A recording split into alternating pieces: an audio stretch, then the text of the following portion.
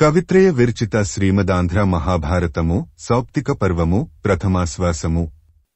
కూతికర్త తిక్కన సోమయాజీ 1275 1260 సంవత్సరముల మధ్య ప్రచురణ తిరుమల తిరుపతి దేవస్థానములు 2013వ సంవత్సరము. వీడియో చేసినవారు కంచి త్యాగరాజులు 2024వ సంవత్సరము. కవిత్రయ విరచిత శ్రీమదాంధ్ర మహాభారతము సౌప్తిక పర్వము ప్రథమాశ్వాసము. అశ్వత్థామకు శివుడు ప్రత్యక్షంబై ఖడ్గం బొసంగుట. వచనము. ఇట్లా ప్రత్యక్షమైన భక్తవత్సలుడు పరమేశ్వరుడు చిరునవ్వుతో దివ్యదృష్టి అనే అమృతం ప్రవహించేటట్లు చేయగా ఆ అరుగుమీద సరస్సులో ఉన్న విధంగా సంతోషంతో ఉన్న ఆ మానవ శ్రేష్ఠుడైన అశ్వత్థామతో విష్ణుసఖుడైన ఈశ్వరుడు ఈ రీతిగా అన్నాడు. కందము. బ్రాహ్మణోత్తమ అశ్వత్థామ, ఈ రీతిగా నీ సత్కార్య విశిష్టత చేత నా మనస్సు ఎంతో సంతోషించింది. నీకు వరం ఇవ్వటానికి వచ్చాను. వచనము.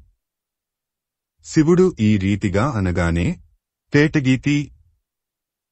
అశ్వత్థామ మేను పులకలతో నిండగా మనస్సు అధిక ఆనందం కలది కాగా మిక్కిలి వేగిరపాటుతో వేదిమీద నుండి వచ్చి సాష్టాంగపడి లేచి నుదుట మీద కేలుమోడ్చాడు. వచనము. ఆ సమయంలో చంపకమాల ఆ అశ్వత్థామ ముఖం మీద తన ఇంపైన చూపు వ్యాపించగా పరమేశ్వరుడు మృదువుగా ఇట్లా అన్నాడు. ఈ యోగ్యములైన తపస్సు, సత్యము, యజ్ఞము, పవిత్రత కలిగి కృష్ణుడు నాకు అచంచలమైన భక్తితో సాటిలేని పూజ చేస్తాడు. నేను కూడా ఆ కృష్ణుడికి ఇష్టుడను. కందము.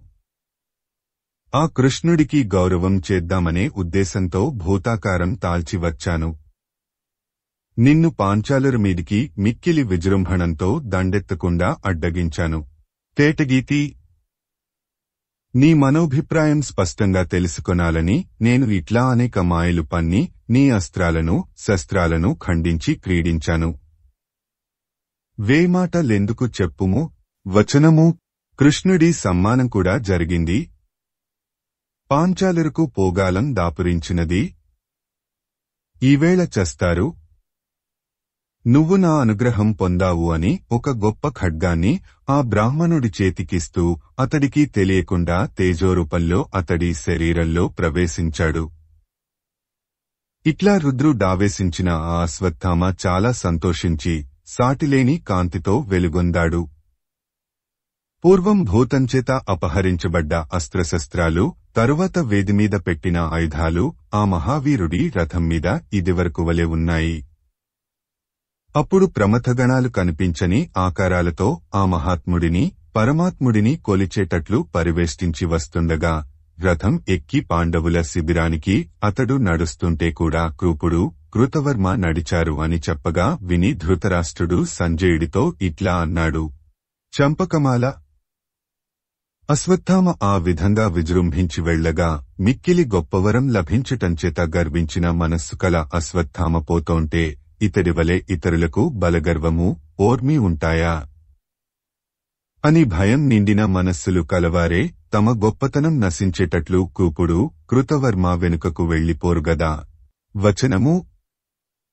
ఇంకను మత్తేభము. అశ్వత్థామ శత్రుసేనలకు వారించశక్యం కాని భయంకరాకారంతో తీవ్రవేగంతో ముట్టడించి ఆ పాంచాలుర సమూహాన్ని, తక్కిన రాజులను, ఉపపాండవులను బాహువుల కదలికచేత ఉగ్రమైన ఖడ్గపు ప్రకాశానికి ఆధీనమయ్యేటట్లు చేసి ఆ భూభాగమంతా రక్తంతో ఎర్రబడేటట్లు చేశాడా. కందము. అశ్వత్థామ పాండవుల స్కంధావారం ప్రవేశించి అకుంఠిత పరాక్రమం ఒప్పే విధంగా ఆ మారణహోమం అంతా నా కొడుకు అరిగే మార్గంలోనే అనుకున్నట్లుగానే జరిగేటట్లు చేశాడు కదా. వచనము. యుద్ధం జరిగిన తీరంతా వివరంగా చెప్పు మనగా సంజయుడు ధృతరాష్ట్రుడితో ఇట్లా అన్నాడు. తేటగీతి. అశ్వత్థామ ఈ విధంగా అతిశయించిన విజృంభణంతో వెళ్లగా కృపుడు, కృతవర్మ చివురించిన పూనికతో అతడి వెంట నడిచారు కాని వారి విషయంలో ఏమాత్రం వెనుకపాటులేదు. వచనము. ఈ విధంగా తన కిరుప్రక్కలా నడిచే ఆ వీరులను చూసి అశ్వత్థామ సంతోషించి ఉత్పలమాల. మీరు కూడా సాహసాతిశయంతో మిక్కిలి పరాక్రమం, బలం చూపించగోరి పూని మీద పడటానికి శత్రుశిబిరం తగినట్లుగా ఉండదు. మీ బలాధిక్యం అండగా వెళ్లి నా తీవ్రమైన బాహుబల సంపద చూపి ఆ శత్రుసమూహం సర్వం నేనొక్కడినే ఖండిస్తాను. వచనము అని ఇట్లా వారిని కొనియాడి వాకిట్లో నిలిపి గొప్పవైన అమ్ములు, విండ్లు పుచ్చుకొని బాగా నిద్రపోతూ ఉన్న జనులుగల శిబిరంలో ప్రవేశించి తను ఇంతకు ముందే వచ్చిపోయే జనుల వలన సంభాషణవశంచేత ఆ శిబిరం వైనాలు ఇట్లాంటివిట్లాంటివి, వాళ్ల విడుదలలు ఇక్కడిక్కడ అని గుర్తులతో విని ఉండటంచేత చూచుకొని పోగలిగి మొదట ధృష్టద్యుమ్నుడి శిబిరానికి వెళ్లి బాణాలు, విండ్లు కలరథం దిగి రుద్రుడిని గురించి మనస్సులో కందము, ఈశ్వరా, నిన్ను నేను నిష్ఠతో ధ్యానించాను. నీకు అనేక ప్రాణుల బలిదానమనే పూజ చేస్తాను. అది స్వీకరించి నన్ను దయచూడుము. వచనము అంటూ వెళ్లి తేటగీతి. అక్కడి జనులు పగలు చేసిన యుద్ధం వలన అలసిపోయి సంపూర్ణంగా శత్రునాశనం అయింది గదా అని ఓరట చెంది బాగా నిద్రపట్టి ఒళ్ళు తెలియని స్థితిలో ఉండగా అశ్వత్థామ వచనము మెల్లగా ప్రవేశించి వెదికి చంపకమాల తెర, చాందినీలు, తగిన దీపాలు ఒప్పుతుండగా పెద్ద గుడారంలో మిక్కిలి హృదయానందకరమైన పాన్పుమీద నిశ్చింతగా నిద్రపోతున్న ఆ గురుహంతను ధృష్టద్యుమ్నుడిని చూచి మనస్సులో కోపము, సంతోషము అతిశయించగా మంచి ధైర్యంతో, లెక్కచేయని భావంతో అందగించి కాలితో తన్ని లేపాడు. వచనము లేపితే కళ్ళు తెరిచి తనను చూసి ఫలానా అని తెలిసి కూడా కలత చెందక యుద్ధగర్వితుడైన ఆ ధృష్టద్యుమ్నుడు తటాలున లేచాడు. అప్పుడు బలశాలి అయిన ఆ అశ్వత్థామ తన చేతివిల్లు పడవేసి అతడి తల పట్టుకుని వెనుకకు మెలిపెట్టి ఉత్పలమాల నేలమీద పడేటట్లు లాగి మోటతనంగా అతడి వక్షస్థలాన్ని తన మోకాలితో పొడిచి విజృంభణంతో మిక్కిలి క్రూరమైన పిడికిలితో పొడిచి బాధించాడు. నిద్రమత్తులో ఉండటంచేత అవయవాల పటుత్వము, బుద్ధిబలము చాలని ఆ శత్రువును ధృష్టద్యుమ్నుడిని ఒక చిటికలో స్పృహ తప్పేటట్లు చేశాడు. వచనము ఈ రీతిగా అశ్వత్థామచేత ధృష్టద్యుమ్నుడు చంపకమాల ఒళ్ళు తెలియనితనంతో భయపడి మిక్కిలి అధైర్యపడిన వాడే తనను చూడగా అశ్వత్థామ శీఘ్రంగా అల్లెత్రాడును వింటి నుండి ఊడదీసి వాడి కంఠానికి బిగించి ఉరిత్రాడు వలె చేసి మనస్సు పరాక్రమపు వేడుకతో పొంగగా పశువును చంపే విధంగా చంపే కోరికతో వచనము రొమ్ము, మెడ, రెండు కాళ్లతో తొక్కగా వాడు గెంటి దైన్యంతో గోళ్లతో గీరి నెట్టలేక కంఠస్వరం పైకి రాకుంటే చివరకు మాట కొంచెం తెలిసేటట్లు ధృష్టద్యుమ్నుడు ఆ బ్రాహ్మణోత్తముడితో ఈ విధంగా అన్నాడు. కందము అశ్వత్థామ శస్త్రంతో కొట్టి చంపుము. ఆలస్యం ఎందుకు? విచారించగా శత్రువులకైనా ఉత్తమగతికి వెంటనే పోయేటట్లు చేయటం మంచిదే కదా. వచనము అనగా విని అశ్వత్థామ అతడి ముఖం చూచి కందము వినుము. గురువుకు ద్రోహం చేసినవాడికి సద్గతి లభిస్తుందా? నీవు గురువును అత్యంత నింద్యమైన మార్గంలో చంపావు. నేను కూడా నిన్ను దుర్మార్గంగానే చంపజూస్తాను. ఆట వెలది అంటూ మిక్కిలి బాధించగా అక్కడి జనులు కలత చెంది అప్పుడు మేలుకొని చూచి భయంతో క్రూరుడైన మేటి రాక్షసుడని మనస్సులలో భావించి తొలగగా. కవిత్రయ విరచిత శ్రీమదాంధ్ర మహాభారతము సౌప్తిక పర్వము ప్రథమాశ్వాసము. అశ్వత్థామ నిద్రపరవసుండగు ధృష్టద్యుమ్నం జంపుట. ఉత్పలమాల ఆ వీరశ్రేష్ఠుడైన అశ్వత్థామ మదగజాన్ని చంపే సింహాన్ని పోలుతూ విజృంభించి పూర్వపు పరాభవాన్ని తలుచుకుంటూ అధిక కోపంతో ఆ ధృష్టద్యుమ్నుడిని బాధతో అరుస్తూ అతడు ఆయాసపడుతుండగా మాటిమాటికి దొర్లి చొంగ కార్చగా కాలుతోనూ చేతితోనూ చితకగొట్టి చంపాడు. కందము ఈ విధంగా ధృష్టద్యుమ్నుడిని మిక్కిలి బాధాకరమైన విధానంచేత చంపి ఎంతో గర్వంతో ప్రకాశిస్తూ మనస్సులో సంతోషిస్తూ అల్లెత్రాడు వింటికి అమర్చాడు. వచనము ఈ విధంగా అల్లెత్రాడు బిగించిన వింటిని పిడికిలితో పట్టుకొని అశ్వత్థామ ఆట వెలది. ధృతరాష్ట్ర గుడారంలో నుండి బయటికి వచ్చి చిరునవ్వు నవ్వుతూ సారథి ముఖంవైపు చూస్తూ మనులచేత మనోహరమైన తన రథం మీదికి వెళ్లాడు. మత్తేభము ఈ విధంగా రథమెక్కి సంతోషించి ఆవేళే శిబిరం మొత్తం తుడిచిపెట్టేయాలనే కోరిక ఎక్కువ కాగా రథచక్రాల పట్టాల పరుషధ్వని రాక్షసుల పిశాచాల మనసులలో సంతోషాన్ని వృద్ధి పొందించగా శత్రువీరుల ఇళ్ల జాడలు మనస్సులో గుర్తు చేసుకుంటూ వెళ్లగా తేటగీతి శవమైపోయిన ధృష్టద్యుమ్నుడిని చూచి కాపలాదారులు వారి ఆడువారు సంపూర్ణ దుఃఖాంధకారంలో మునిగిపోయిన మనస్సులు కలిగి కంఠధ్వనులు మిన్నుముట్టేటట్టు ఏడ్చారు. కందము రాజా ధృతరాష్ట్ర ఆ పెనుమ్రోతకు మేలుకొని ఆ ప్రక్క ఇళ్లల్లోని రాజులు అదేమిటంటూ వడివడిగా సమీపించగా చూచి అక్కడి జనులు రోదనధ్వని అతిశయించగా ఈ విధంగా అన్నారు. కందము రాక్షసుడో మనుష్యుడో మాకు నిజం తెలవదు. వీడు ఒక్కడు భయంకరుడై ధృష్టద్యుమ్నుడిని చంపాడు. రథం ఎక్కిపోతున్నాడు. దుర్మార్గుడిని ప్రయత్నంతో వెంబడించండి. వచనము అనగా విని ఆ రాజులు తలలు పైకెత్తి చూచి వెళ్లకుండా పట్టుకోండి అంటూ పరివార సమేతంగా విజృంభించి అశ్వత్థామని పట్టుకోగా అతడు భయంకరమైన విధంగా మరలి భుజాలు పొంగగా వింటినారి సారించి మత్తేభము ఆ వీరుడైన అశ్వత్థామ ధీరోద్ధతుడై వాడి బాణాల పరంపరను నివారించే క్రూరత్వంతో తన భుజబలం అతిశయించగా తన ఉపాయాన్ని చేవను పిశాచాలు కొనియాడగా వాడివి పరుషమైనవి అయిన బాణాలను విశేషంగా ప్రయోగించే అతి భయంకరులైన రాజులను వాళ్ల భటసమూహాన్ని చంపాడు. వచనము ఆ వెంటనే ఉత్తమోజుడి గుడారంలో ప్రవేశించి కత్తి పుచ్చుకొని రథం దిగి చూచుకొని అతడి అంతఃపుర గృహంలోకి వెళ్లి సీసము ఆట వెలది అలికిడికి మేలుకొన్న ఆ ఉత్తమోజుడిని ధృష్టద్యుమ్నుడిని పట్టుకున్నట్లుగానే తలపట్టి ఇచ్చి అతడిని చంపిన విధంగానే బలిపశువువలే చంపాలనే అత్యాసక్తితో నేలిమీద పడవైచి చంపగా అక్కడే గుడారంలో పరున్న యుధామన్యుడు తెలిసి పూని వచ్చి రాక్షసుడని భావించి సంకోచించక పెద్ద గదతో గట్టిగా కొట్టాడు. ఆ దెబ్బ తిన అశ్వత్థామ చలించక విజృంభణంతో ప్రకాశిస్తూ ఆ కుమారుడిని యుధామన్యుడిని అన్న అయిన ఉత్తమోజుడివలే క్రూరంగా చంపాడు. కాని అతడికి ఖడ్గ వినోదం కలగలేదు. వచనము ఈ విధంగా ద్రుపదుడి కొడుకులను ఇద్దరినీ చంపి ఆ మహావీరుడైన అశ్వత్థామ శార్దూల విక్రీడితము యముడి రీతిగా విజృంభించి చేతిలోని కత్తి యొక్క మిక్కిలి దట్టమైన కాంతుల సమూహం ఒప్పగా ఈ విధంగా ప్రవేశించి వడిగా సంచరిస్తూ రాక్షసుల సమూహం మాంసం తిని రక్తం త్రాగి గర్వంతో ప్రవర్తిల్లగా అశ్వత్థామ పాంచాల వీరుల సమూహాన్ని లీలగా చంపాడు.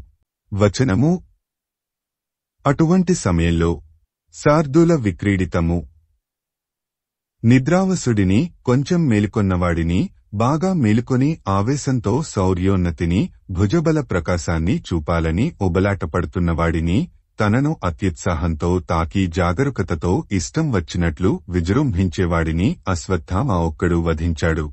వచనము ఇంకా ఆ అశ్వత్థామ కవిత్రయ విరచిత శ్రీమదాంధ్ర మహాభారతము సౌప్తిక పర్వము ప్రథమాశ్వాసము అశ్వత్థామ కరితురంగంబులపై కురికి నరుకుట శ్రద్ధర తొండాలు ముక్కలు ముక్కలే రాలేటట్టు అనాయాసంగా ఖండించాడు. ముత్యాలు అంతటా చెదరిపడేటట్టు కుంభస్థలాలు పగలగొట్టాడు. శరీరాలు ప్రేగుల పోగులు భయంకరాలే దట్టమైన రక్త ప్రవాహంతో కూడి పారేటట్లు కొట్టాడు. ఈ రీతిగా ఏనుగుల గుంపును చంపుతూ ఒప్పి గుర్రాలశాలకు వెళ్లి ఉత్పలమాల అశ్వత్థామ గొప్ప బలంతో ప్రకాశించే అధిక బాహుబలంతో క్రీడిస్తూ కొన్ని గుర్రాల కాళ్లు తెగగొట్టాడు. కొన్నింటి ముట్టెలు అనాయాసంగా చెక్కాడు. కొన్నిటి పీకలు సంతోషంతో ఖండించాడు. కొన్నిటి వీపులు చీరాడు. భయంకర పరాక్రమం తోచేటట్లు కొన్నిటి అవయవాలన్నీ ముక్కలు చేశాడు. వచనము వచనము వచనము. ఈ విధంగా పీనుగు పెంట అయిన పాంచాల వీరుల శిబిరంలో నుండి వచ్చి జయ గర్వితుడైన అశ్వత్థామ చల్లడము కాసుకోక ధరించి మిగిలిన పెద్ద శిబిరాలలోకి వెళ్లి మొదట ప్రభువులను చంపి తరువాత పరిజనులను ఏనుగుల గుర్రాల సమూహాలను తాకి ముక్కలుగా చేస్తూ ఒక్కోసారి శత్రువులు మేలుకొని తలపడితే మిక్కిలి విజృంభించి మృత్యుదేవత చెలరెగిన విధంగా యముడు విజృంభించిన రీతిగా వాళ్లను సంహరించి కాలు కాలితో పెనువేసుకున్న శవాలతోనూ ముక్కలే పడిన ఏనుగు తొండాలతో సరసమాడే రీతిగా కదలాడే కాళ్లతోనూ ఆవులించే తలలతోనూ ఏనుగుదంతాల ముక్కలతోనూ గుర్రాల ముఖాల శకలాలతోనూ రథభాగాల ముక్కలతోనూ మడుగులు కట్టే నెత్తురుతోనూ రాసులైన కండలతోనూ ఒండొంటితో పెనవేసుకొనిపోయిన ప్రేగులతోనూ పెద్ద గుట్టలైన ఎముకలతోనూ రూపుతాల్చిన అద్భుత భయానక బీభత్స రసాలకు ఆ ప్రదేశం స్థానమయ్యేటట్లు చేస్తూ మిక్కిలి విజృంభించి తిరిగి తిరిగి తన ఖడ్గ విలాసాలు భూతబేతాళాలకు ప్రీతి పెంచుతుండగా చతురంగబలాలను పారిపోయినా వెనుదీసినా మరలిపోయినా జంకినా కలగినా తొలగినా కవిసినా మార్కొన్నా సమీపించినా తాకినా ఆక్రమించి చంపుతూ పరాక్రమము గర్వము ఉపాయము కాఠిన్యము ఒక్కటై సాగగా ఆ బలాలలో ఏ ఒక్కదానిని మిగలనివ్వక పోను పోను ఎక్కువయ్యే కోపంతో ప్రకాశించగా అంచుకు అంటుకున్న ఎముకల ముక్కలు కోరల దౌడలలో ఉండి నెత్తురు పూతచే భయంకరమైన కత్తి శత్రువులను చంపటంలో తనకు తోడు పడటానికి వచ్చిన భయంకరాకార అయిన రాక్షసువలే ప్రకాశించగా చేది సైన్యం ఉన్న గుడారం మొదలుకొని పెక్కుచోట్ల సరస్సులో ప్రవేశించిన పెనుదున్నపోతువలే ఉద్యానవనం ప్రవేశించిన మత్తేభం వలె అడవిని కాల్చే కార్చిచ్చువలే విహరిస్తూ అవసరమైనప్పుడు రథం ఎక్కి నడిచి పరాక్రమిస్తూ వీలు చిక్కినప్పుడు విజృంభిస్తూ యుద్ధం చేసి శత్రువుల నెత్తురుతో తడిసిన శరీరం భయంకరంగా ప్రకాశించగా తనను అందరూ రాక్షసుడని భావించగా అతిశయించే భయంకరోద్ధతయంతో సాగే విక్రమ క్రీడతో మించి రాజభవనం ప్రవేశించటానికి ఉత్సహిస్తూ దాని ద్వారం వైపు వెళ్లాడు. ఆ సమయంలో సీసము తేటగీతి శిబిరం అంతా మేలుకొని ఆ మహావీరుడైన అశ్వత్థామ ఒక్కడే సంచరించటము అతడు మొదట ధృష్టద్యుమ్నుడిని చంపి అతడి చుట్టాలను చంపి వీరులను ఏనుగులను గుర్రాలను చంపుతూ రావటము ఆనోటా విని యుద్ధ ప్రయత్నంలో మునిగి ఎక్కడెక్కడని పూని శిఖండి ఉప పాండవులు వ్యూహంగా ఏర్పడి అధిక పరాక్రమం చేత పౌరుషంచేత ఉగ్రులైన ప్రభద్రకులు మాత్స్యులు తమతో కూడా వచ్చి పరాక్రమంతో తరమగా అశ్వత్థామను తాకి శస్త్రాలతోనూ అస్త్రాలతోనూ ముంచగా వచనము అశ్వత్థామ శిఖండి మొదలైన వాళ్లను బాగా చూచి ఉత్పలమాల ఆ అశ్వత్థామ లేళ్లను చూచి కొండపైనుండి గబగబా దిగే సింహం వలె గొప్ప పరాక్రమం ఒప్పగా రథం దిగి చేతులలో మంచిడాలు ఆశ్చర్యకరమైన కత్తి ప్రకాశించగా మహావేగంతో అంతటా వ్యాపించాడు. మహాశ్రద్ధర చతురంగబలాలను ఛేదించటం అనే ఆటలో వేగంతో కూడుకున్న మహాశ్చర్యకరాలైన పెక్కు విధాల వలన తనను అందరూ మహారాక్షసుడని భావించగా మిక్కిలి క్రూరములైన చేష్టల తీవ్రత ఒప్పగా ప్రవేశించి శత్రుసేనల అస్త్రాలను తన అస్త్రాలతో ఖండించి పరాక్రమంతో ప్రతివింధ్యుడిని సమీపించి వాడి మెరిసే దేహేష్టిని 2 ముక్కలే పడేటట్లు ఖండించాడు. వచనము ఈ రీతిగా ప్రతివింధ్యుడి నడుము తెగగొట్టి అరచి విజృంభించగా మహాశ్రద్ధర భీముడి కుమారుడైన శృతసోముడు అమిత శోక క్రోధముల ఉద్రేకంచేత హృదయం వ్యథ చెందగా గుర్రాన్ని అధిరోహించిన వీరుడి ఔద్ధత్యంతో గొప్ప స్ఫూర్తి అందగించగా సబళం అనే ఆయుధాన్ని అశ్వత్థామ శరీరానికి గ్రుచ్చుకొనేటట్టు ప్రయోగించాడు. అశ్వత్థామ దానిని మెల్లగా పట్టుకోవటంతో అతడు దుహకించి కోపంతో ఖడ్గం ధరించాడు. అప్పుడు అశ్వత్థామ అతడి చేతిని శిరస్సును గుర్రాన్ని ఒక్క చిటికెలో నరికివేశాడు. వచనము ఈ రీతిగా చిత్రవధకు గురి అయిన భీమపుత్రుడిని శృతసోముడిని చూచి మహాశ్రగ్గరా నీతో పోరాడటానికి రాజు ఇదే వచ్చాడంటూ నకులుడి పుత్రుడైన శతానికుడు భయంకరమైన చక్రాయుధంతో అశ్వత్థామ రొమ్ము నుండి రక్తం పొంగేటట్లు చేశాడు. గెలువశక్యం కాని అశ్వత్థామ ఆ దెబ్బకు వెనుదీయక గట్టిదెబ్బతో వాడు నేలపై పడేటట్లు విజృంభించి దానితో తృప్తి పడక వాడి శిరస్సును శరీరం నుంచి అవలీలగా వేరుచేశాడు. వచనము ఇట్లా నకులుడి కొడుకైన శతానికుడు చావగా మహాశ్రద్ధరా. అప్పుడు సహదేవుడి కొడుకైన శృతసేనుడు కోపంతో నేత్రద్వయం ఎర్రబడి భయంకరం కాగా అశ్వత్థామను గదను తిప్పుతూ గట్టిగా కొట్టాడు. అశ్వత్థామ లక్ష్య పెట్టకవాడి ముఖ ఖండన క్రీడలో నేర్పుగలవాడయి ఆ కుమారుడిని భుజపరాక్రమగర్వం ఒప్పగా యమసదనానికి పంపాడు. వచనము ఈ విధంగా వికృతమైన ముఖంతో పడి చచ్చిన సహదేవుడి కొడుకును శృతసేనుడిని చూచి కోపంతో విజృంభించి మహాశ్రద్ధరా. అర్జునుడి కొడుకైన శృతకీర్తి అధికమైన వింటినారి ధ్వనిని దిక్కులందు నిండించి భుజపరాక్రమం అతిశయించగా బాణ సమూహంతో అశ్వత్థామను ముంచగా ఆ బ్రాహ్మణుడు ఉత్సాహంతో డాలు తిప్పుతూ పరాక్రమంతో విజృంభించి ఆటతో ఏనుగును చీల్చటంలో ఆసక్తికరమైన సింహం వలె శృతకీర్తిని సమీపించి కంఠం ఖండించాడు. వచనము ఈ విధంగా ద్రౌపది కొడుకులు 5 చావగా కోపాతిశయంతో ప్రభద్రకులు శిఖండి అశ్వత్థామను ముట్టడించి చంపకమాల బాణాలతోనూ తోమరాలతోనూ చక్రాలతోనూ శీఘ్రంగా కప్పి మిక్కిలి ఎక్కువగా ముగ్గరాలు కత్తులు కుంతాలు మొదలైన భయంకరాయుధాలతో బాధించారు. అశ్వత్థామ తీవ్ర ప్రకారాలతో ప్రభద్రకులను ఖండిస్తూ విహరించాడు. శిఖండి తన మనోహరమైన బాణంతో అతడి బొమముడి స్థలాన్ని మిక్కిలి గట్టిగా కొట్టి బాధించాడు. కవిత్రయ విరచిత శ్రీమదాంధ్ర మహాభారతము సౌప్తిక పర్వము ప్రథమాశ్వాసము. అశ్వత్థామ శిఖండిం బొదివి చంపుట. కందము అశ్వత్థామ కోపంతో నిండిన ఉత్సాహంతో అప్పుడు ఆ శిఖండి శరీరం 2 ముక్కలయ్యేటట్టు అతడి తలను భయంకరంగా ఖడ్గ విద్య ప్రకాశించే విధంగా నరికాడు. వచనము ఈ విధంగా నాయకులు చచ్చిన పాంచాల ప్రభద్రక మత్స్య సేనలలో మిగిలినవాళ్లు పోకపోరితే అతడు ఏనుగుల గుంపు నప్పుడు చంపిన సింహం తనమీదికి లేళ్ల గుంపు ఉరికితే ఎట్లా అవుతుందో అట్లా అవుతూ విజృంభించి అరిచాడు.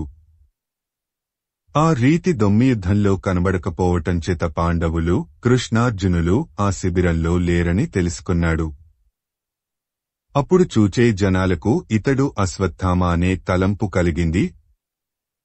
అది ఎట్లా అంటే కౌరవులు పాండవులు యుద్ధం చేయటానికి ప్రారంభించింది మొదలుకొని రాత్రివేళలలో అక్కడి వాళ్లు నల్లటి శరీరము ఎర్రటి ముఖము కళ్ళు ఎర్రటి వస్త్రము ఎర్రటి దండలు పూత కల స్త్రీ ఒకతే తమ ప్రదేశంలో నిద్రపోతున్న వాళ్లను జుట్టు విడిపోయి శరీరాలు విరుపాలయి వేలాడగా త్రాళ్లతో ఏనుగులతోనూ గుర్రాలతోనూ సహా బంధించి భయంకరాటోపంతో తెచ్చి అశ్వత్థామ ఎదుట పెట్టగా కోపంతో అతడు ఖండిస్తూ అరుస్తూ ఉన్నట్లు కలలు కన్నారు.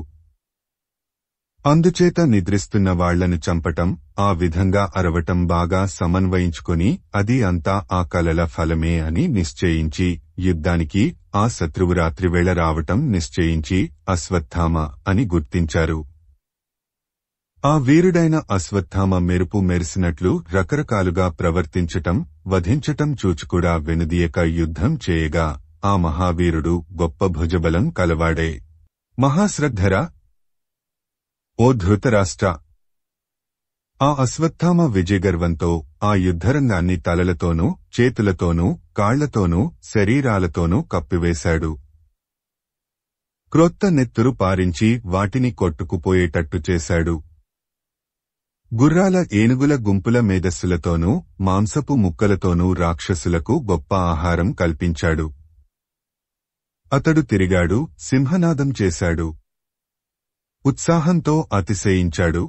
తేటగీతి. అశ్వత్థామ ఆ రీతిగా క్రీడించి చావగా మిగిలిన జనులు పారిపోతూ ఉంటే చూచి రథం ఎక్కి తీవ్రవేగంతో వాళ్లను వెంబడించి ప్రకాశించేవాడి బాణాల సమూహం ప్రయోగించి అందరినీ చంపి కందము.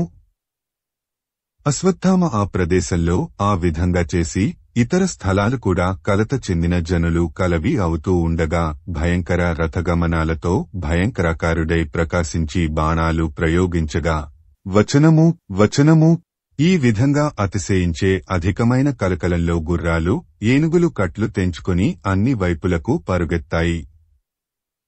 ఆడగుర్రాల కొరకు పళ్ళూడిపోయే పోట్లాటలలో ఎగిరిపడే రాళ్ల వలన కలిగే ఉపద్రవంచేత ఒకదాని మదవాసన ఇంకోదానికి సరిపడక ఒకదాని నొకటి ఎదుర్కొని పరుగెత్తే ఏనుగుల తొక్కిళ్లచేత కాళ్లు ముక్కలయి, చేతులు విరిగి, రొమ్ములు బ్రద్దలయి, వెన్నులు విరిగి, ప్రక్కలు నలిగి, తలలు పగలి నేలమట్టంగా పడి చచ్చి, సందులలోనూ ఇరుకు ప్రదేశాలలోనూ మనుష్యుల సమూహాలు పీనుగులు గుట్టలు గుట్టలవుతూ ఉండగా ఆ శూరుడు డాలు, కత్తి పట్టుకొని సంతోషంతో రథం దిగి ఆ ఏనుగులను, గుర్రాలను చుట్టుముట్టి నేర్పు అతిశయించగా ఖండించి వినోదించాడు.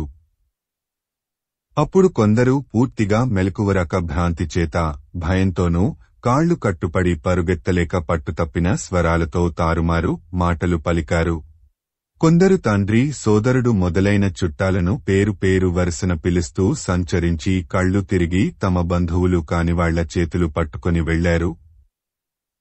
కొందరు కత్తులు పుచ్చుకొని సమీపించి నిద్రకళ్లతో చుట్టూ ఉన్న మిత్రులను, చుట్టాలను శత్రువులనుకొని చంపారు. కొందరు ఎదురుగా వచ్చినవాళ్లు ఇదేమిటని అడుగగా అశ్వత్థామ వచ్చి చంపుతున్నాడని చెప్పగా కృష్ణార్జునులిద్దరూ శిబిరంలో లేకపోవటంచేత ఆ దుర్మార్గుడు ఈ విధంగా చేయగలిగాడు కాని వాళ్లే ఉంటే అతడిని నాశనం చేసేవారు కారా అని అన్నారు. కొందరు ఇట్లాంటి దుష్పరాక్రమం చూపితే అర్జునుడు అసహించుకొనకుండా ఉంటాడా?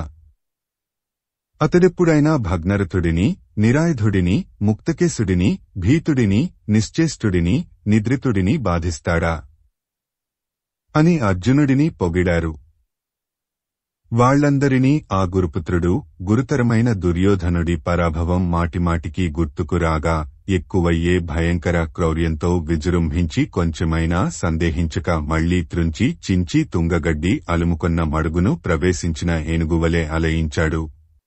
ఆ సమయంలో సీసము, తేటగీతి, ఓ రాజా, ధృతరాష్ట్ర, కొంతమంది రాజులు, సైనికులు ఆ అశ్వత్థామ చేసిన హింసకు లోనుగాక దూరంగా భయంతో తలపాగాలు వీడి కాళ్లు తడబడి పరుగెత్తి శిబిరంలో నుండి బయటికి వచ్చే కృపకృతవర్మలను చూచి మిక్కిలి ఎండిపోయే పెదవులను తడుపుకొంటూ దయతో రక్షించరా అంటూ మ్రొక్కితే ఆ మహాత్ములు అప్పుడు రాక్షసావేశక్రూరులే తమ పక్షీయుల నాశనం ఓర్వలేక చుట్టుముట్టి అందరినీ క్రమక్రమంగా పెక్కు బాణాలతో చీల్చివేశారు.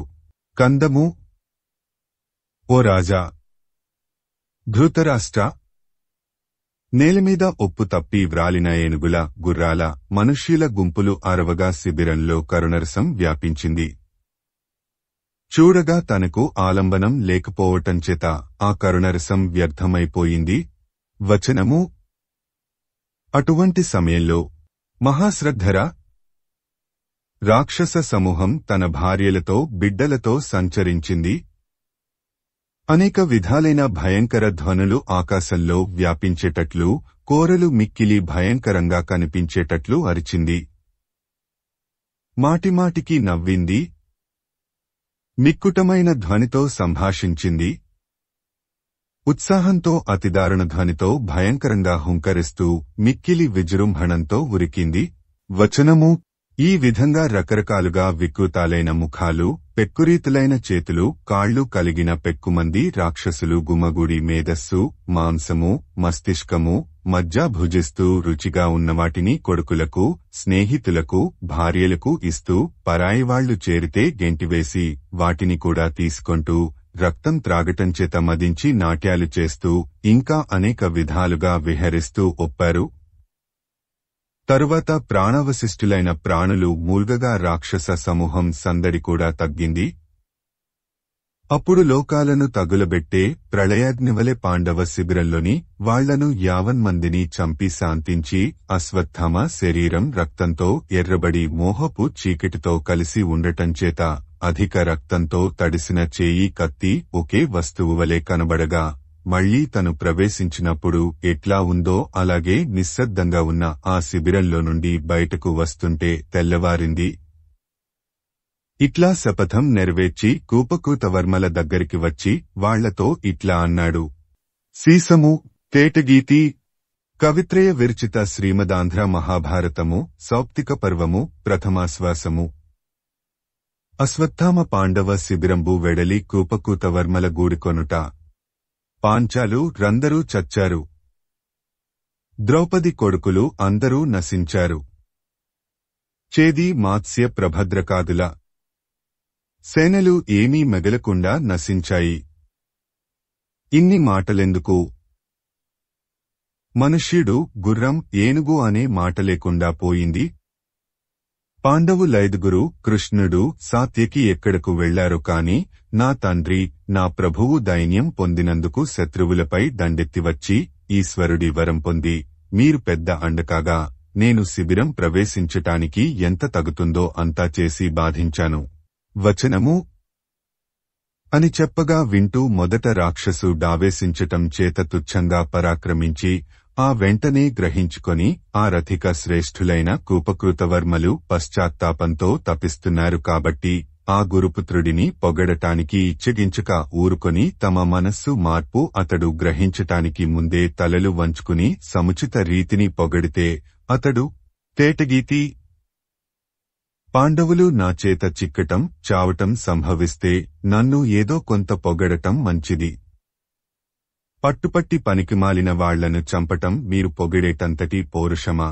వచనము అనగా వినివాళ్లు ధృష్టద్యుమ్నాది పాంచాలులను ప్రతివింధ్యాది ద్రౌపదీ కుమారులను పేర్కొని వారి వారి సేనలను మాత్స్య సైన్యం మొదలైన సైన్యాలను ఒక్కడు కూడా మిగలకుండా ఒక్కడవే 2 జాములలో రూపుమాపావు. ఇది అత్యంతం ఆశ్చర్యకరం కాదా?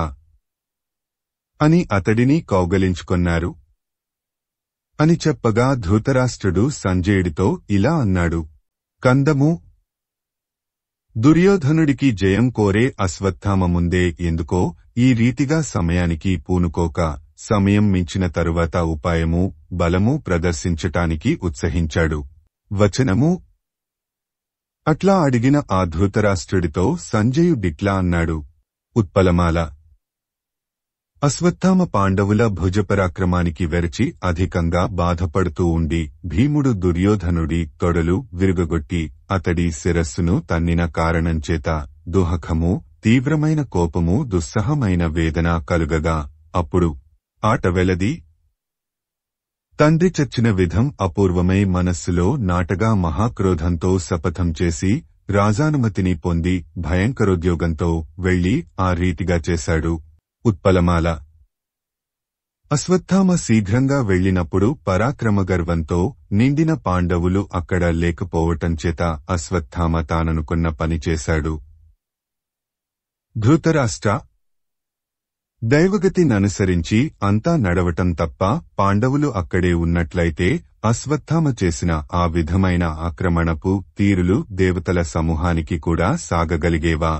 వచనము అని చెప్పి ధృతరాష్ట్ర వినుము. ఆ రీతిగా కూపకూతవర్మల చేత ఆదరించబడినవాడయి అశ్వత్థామ వాళ్లతో ఇంక మనం దుర్యోధనుడి దగ్గరికి వెంటనే వెళ్ళాలి. అదృష్టవశంచేత మనం వెళ్లేసరికి అతడు బ్రతికి ఉంటే జరిగినదంతా చెప్పుదాము అనగా వాళ్లు అట్లే అన్నారు. ఆ ముగ్గురు అక్కడి నుండి బయలుదేరి రాజుతో మాట్లాడాలనే కోరికతో వేగంగా వచ్చి కవిత్రయ విరచిత శ్రీమదాంధ్ర మహాభారతము సౌప్తిక పర్వము ప్రథమాశ్వాసము. అశ్వత్థామాది రథికత్రయంబు దుర్యోధనం గనుంగొనుట.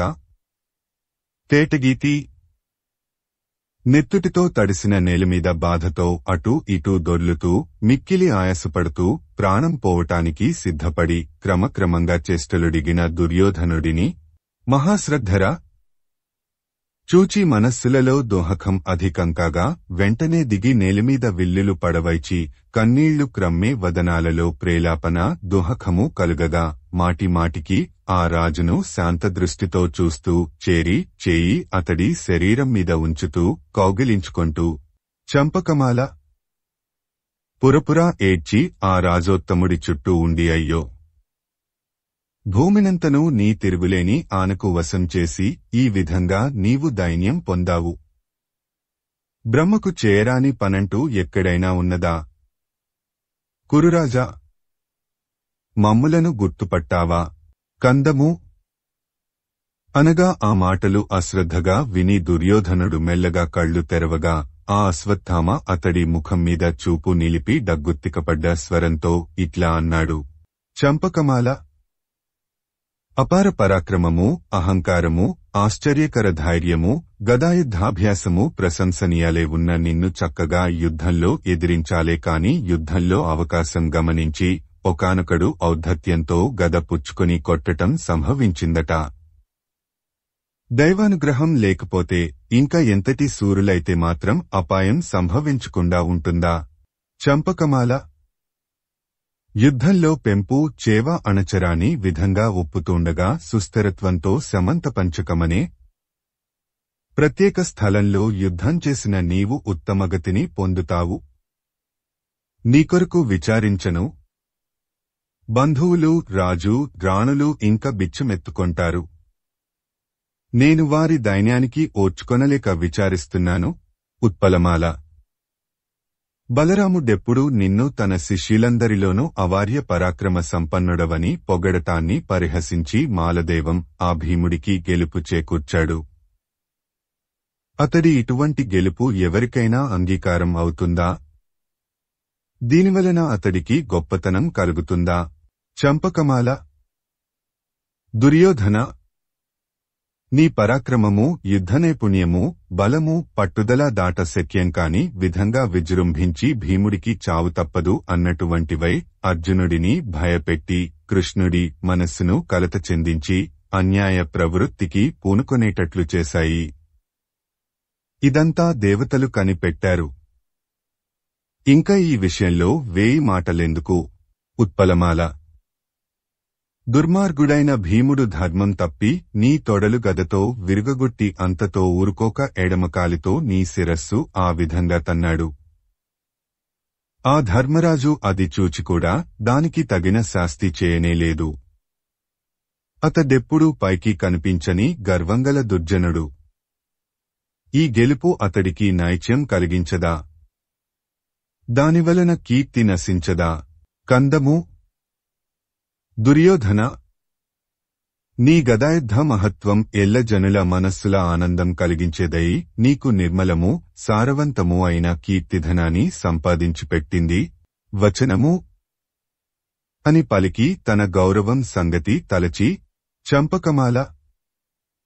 తినటానికి, కట్టుకొనటానికి, బంధువులకు అనేక విధాల పెట్టటానికి, యజ్ఞాలు చేయించటానికి, పెక్కు ధర్మకార్యాలలో పేరుగాంచటానికి సరిపడేటంత అధికమైన సంపద నిచ్చి ప్రేమతో ఒక కొండవలే నన్ను సాకిన నీవు చచ్చిపోతూ ఉంటే నేనిట్లా బ్రతికి ఉన్నాను. కురువంశశ్రేష్ఠ! నేను ఒక సేవకుడన.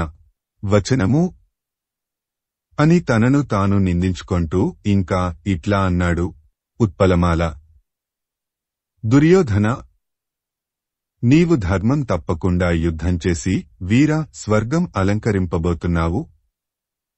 అక్కడ రాదగిన పుణ్యం నీతో మేము చేయాలి కాని మా చెయ్యి, మనస్సు తృప్తి పడేటట్టు దొరికిన శత్రువులను మట్టుబెట్టి నీ మనస్సుకు ఆనందం కలిగేటట్లు లెక్కపెట్టే అదృష్టం మాకు కలిగింది.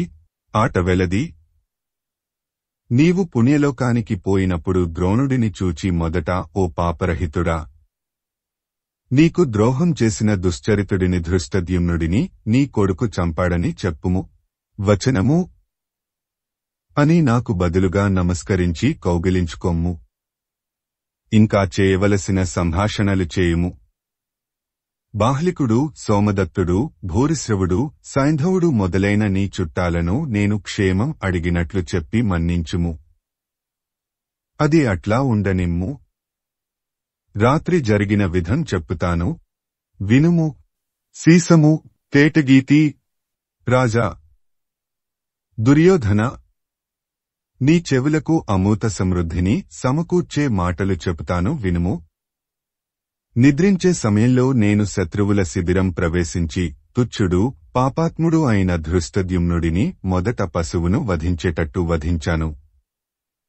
ఆ వెంటనే పైబడి వాడి చుట్టాలనందరినీ వరుసగా చంపి ద్రౌపదీ కుమారులనందరినీ మార్కొని త్రుళ్ళిపడుతుండగా చంపి ఆ యుద్ధభూమి అంతా పెంటతుక్కుతో నిండేటట్లు ఏనుగుల గుర్రాల మనుష్యుల సమూహాలనన్నిటినీ నరికాను.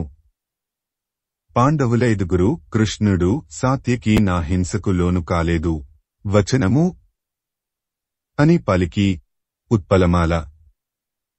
రాజా దుర్యోధన, మేము అట్లా వెళ్ళటం కృష్ణుడు ముందుగానే బాగా ఊహించి దాచిపెట్టాడో. వాళ్ళు ఎందుకోసం ఎక్కడికి వెళ్లారో మాకు తెలియదు. ధర్మబాహ్యమైన యుద్ధ విధానాల వలన వాళ్లకు జయం లభించినా లభించినట్లే. వాళ్ళు ఏమైతేనేమి, మా అభీష్టం నెరవేరింది. మా ముగ్గురినీ తెలిసికొమ్ము.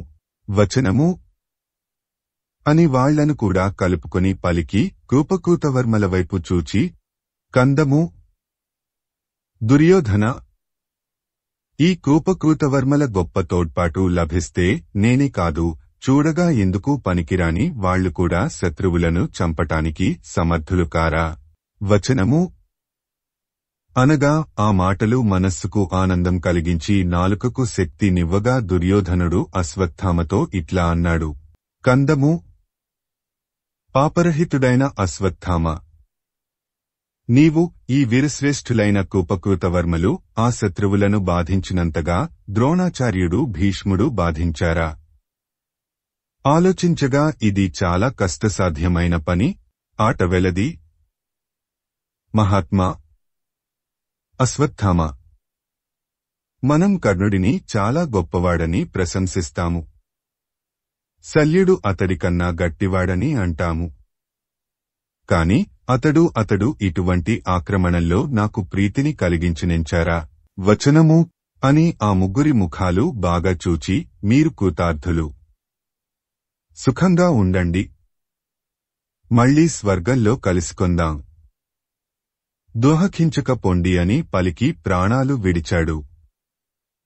వాళ్లు ఆ రాజును కౌగిలించుకొని అతడికి ప్రదక్షిణం చేసి మళ్లీ చూస్తూ రథాలెక్కి వెళ్లారు. అంత సూర్యోదయం అయింది. నేను ఈ వృత్తాంతం నీకు చెప్పాలని వచ్చాను. యుద్ధక్రమం అంతా నీకు వినిపించటానికి అప్పుడు వ్యాసమునీంద్రుడు నన్నాదేశించి ఇచ్చిన దివ్యదర్శనం నీ కుమారుడితో పాటిదే అయింది అని ఇట్లా సంజయుడు ధృతరాష్ట్రుడికి అశ్వత్థామాది రథికులు ముగ్గురు చేసిన పని చెప్పటం మొదలుకొని దుర్యోధనుడు లోకాంతరం వెళ్లటం దాకా చెప్పాడు. అని చెప్పగా విని తరువాత పాండవులు ఎట్లా ప్రవర్తించారని వైశంపాయనుడిని జనమేజయుడు అడుగగా ద్వితీయాశ్వాసంలోని వచనంతో అన్వయం. కవిత్రయ విరచిత శ్రీమదాంధ్ర మహాభారతము సౌప్తిక పర్వము ప్రథమాశ్వాసము. ఆశ్వాసాంతము. మహాశ్రద్ధర, మిక్కిలి తెలుసుకొనదగిన స్వభావం కలవాడా, సంసారభీతిని పోగొట్టటంలో నిపుణమైన నామ ప్రభావం కలవాడా, చేతిలో క్రీడిస్తున్న చక్రశూలాలు గలవాడా, దుష్టులతోడి సాంగత్యానికి విముఖమైన శీలం కలవాడా, దయాధీనమైన మనస్సు కలవాడా, బ్రహ్మ మనఃపద్మంలో నివసించే తుమ్మెద అయినవాడా, పాపాంధకార ప్రదీపాన్ని సాటిలేని విధంగా తిరస్కరించే పొగడబడిన కాంత్యతిశయం కల రూపం కలవాడా, హరిహరనాథ, కందము విశ్వరూప పరిణతిచేతనే తెలియదగనవాడా, వేదముల ఉత్తరభాగములైన ఉపనిషద్భాగములందలి యోగనిష్ఠ అనే సంపదతోడి నిశ్చల ధ్యానంచేత రమ్యమైనవాడా, నిరుపమాన సౌందర్యం గలవాడా, తపస్సు నాచరించటంలో ఆసక్తమైన హృదయకమలానికి లెస్సగా ఉదయించిన సూర్యుడైనవాడా, హరిహరనాథ, మాలిని పాదద్వంద్వ కాంతిచేత విశ్వాన్నంతను ప్రకాశింపజేసేవాడా, శాశ్వతము భయరహితము అయిన గొప్ప ఆదరంతో కూడిన ఆనందరూపాలతో కూడినవాడా, ధర్మస్వభావం కలవారీడా అనురాగం కలవాడా, దేవతా సమూహాన్ని రక్షించేవాడా, ఉత్తమవ్రతాలలో ఆసక్తిగల సాధుపురుషులకు ఆనందం కలిగించే క్రీగంటి చూపు కలవాడా, సమస్త జగద్వ్యాపారములందును అతిశయమైన శ్రద్ధ కలవాడా, హరిహరనాథ. గద్యము.